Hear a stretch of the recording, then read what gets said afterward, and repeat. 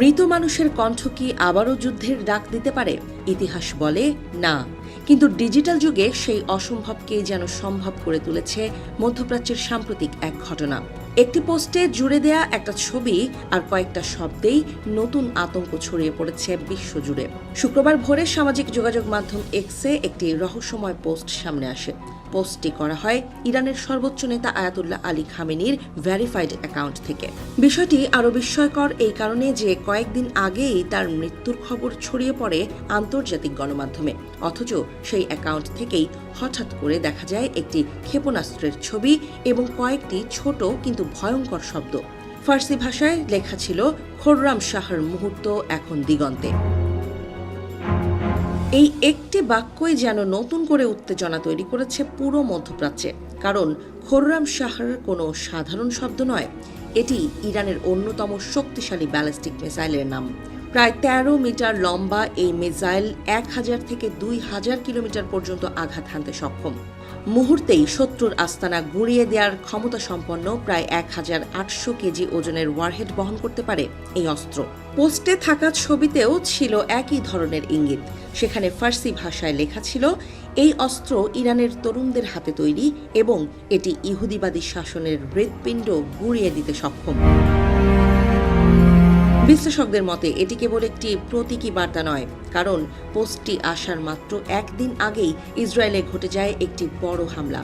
তেল আবিবের কাছে অবস্থিত বেন গুরিয়ন বিমানবন্দর এবং পার্শ্ববর্তী একটি বিমান ঘাঁটিকে লক্ষ্য করে ক্ষেপণাস্ত্র আঘাত হানে। ইসরায়েলি সামরিক সূত্র বলছে, হামলায় ব্যবহার করা হয়েছে খোররাম শাহর 4 ধরনের মিসাইল। ইরানের সামরিক বাহিনীও পরবর্তীতে এই হামলার দায় স্বীকার করেছে বলে বিভিন্ন প্রতিবেদনে দাবি করা হচ্ছে। তাদের বক্তব্য, প্রায় ১ টন বিস্ফোরণ বহনকারী মিসাইল সরাসরি ইসরায়েলের গুরুত্বপূর্ণ অবকাঠামোকে লক্ষ্য করে নিক্ষেপ করা হয়েছে। এই ঘটনার পর থেকেই তীব্র উদ্বেগ তৈরি হয়েছে যুক্তরাষ্ট্র ও ইসরায়েলের নিরাপত্তা মহলে। ওয়াশিংটনে রাজনৈতিক উত্তেজনাও বাড়ছে। বিশেষ করে সাবেক মার্কিন সামরিক কর্মকর্তারা প্রশ্ন তুলেছেন প্রেসিডেন্ট ডোনাল্ড ট্রাম্পের ঘোষিত সামরিক পরিকল্পনা নিয়ে। তাদের দাবি, কথিত অপারেশন এপিক ফিউরি আসলে বড় কোনো কৌশলগত সামরিক পরিকল্পনা নয়, বরং এটি যুক্তরাষ্ট্রের আসন্ন মধ্যবর্তী নির্বাচনের আগে রাজনৈতিক সমর্থন আদায়ের একটি প্রচেষ্টা হতে পারে।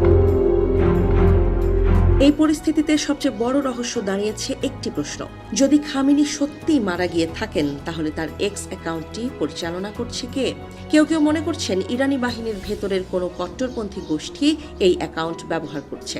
আবার অন্য বিশ্লেষকদের মতে এটি হতে পারে এক ধরনের মনস্তাত্ত্বিক যুদ্ধ, যেখানে মৃত নেতার ডিজিটাল উপস্থিতিকেই ব্যবহার করা হচ্ছে ভয় এবং বিভ্রান্তি তৈরি করার অস্ত্র হিসেবে।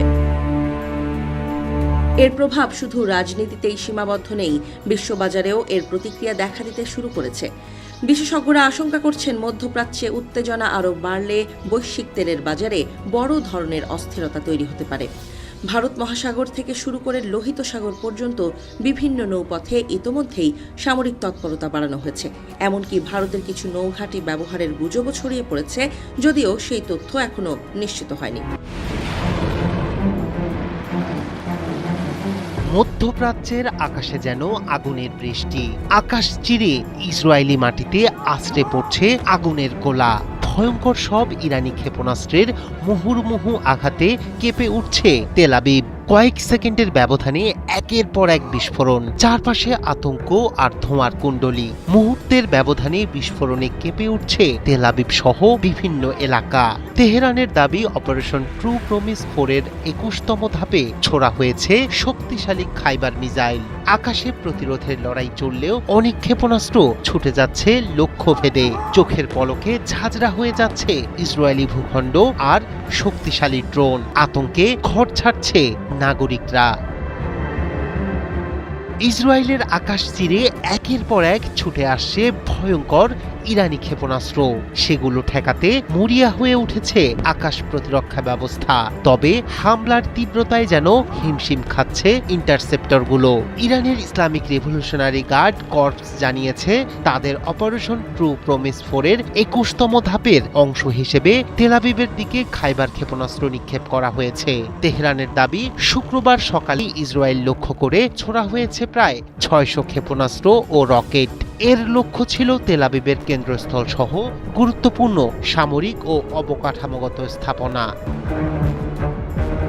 ব্রিটিশ বার্তা সংস্থা রয়টার্স বলছে, এই হামলার সময় ইসরায়েলের আকাশ প্রতিরক্ষা ব্যবস্থা একাধিক ক্ষেপণাস্ত্র প্রতিহত করার চেষ্টা চালায়।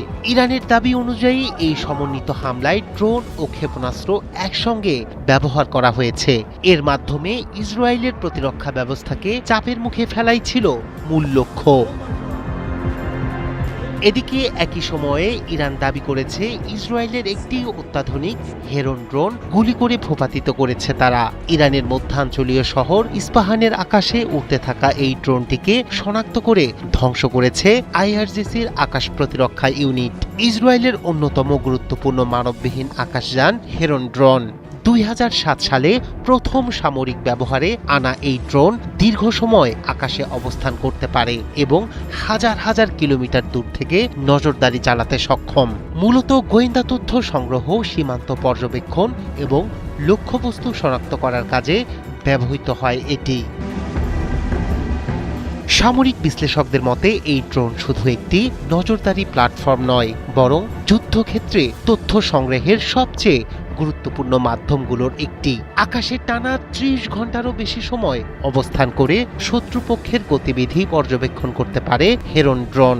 ফলে এমন একটি ড্রোন ধ্বংস হওয়া ইসরায়েলের গোয়েন্দা সক্ষমতার জন্য বড় ধরনের ধাক্কা হিসেবে দেখা হচ্ছে।